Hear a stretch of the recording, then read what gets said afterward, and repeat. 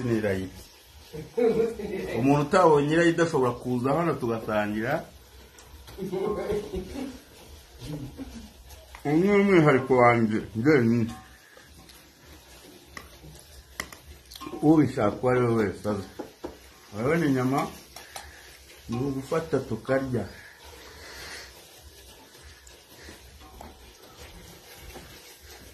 Eka dusubira n'abantu.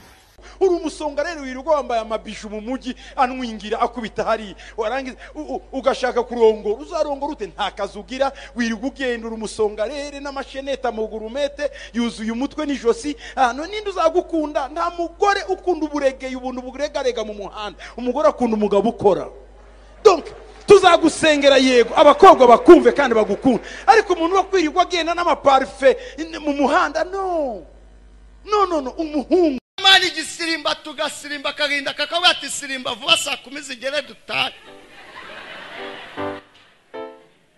gahinda kakakubwira ngo sirimba vuba saa 10 zigere dutahe nitwa gahinda agahinda witera makeup kimakia kadomo hana ari kukanga ntuke ugakanyarara gahinda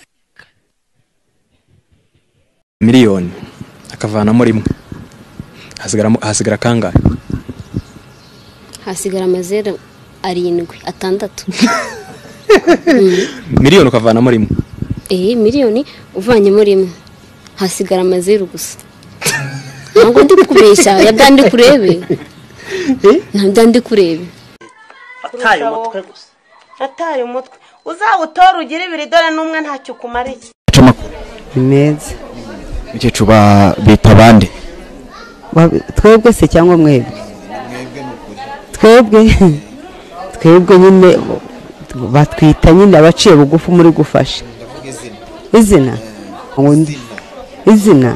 abakene no gufasha abakene biri kwiranga muntu.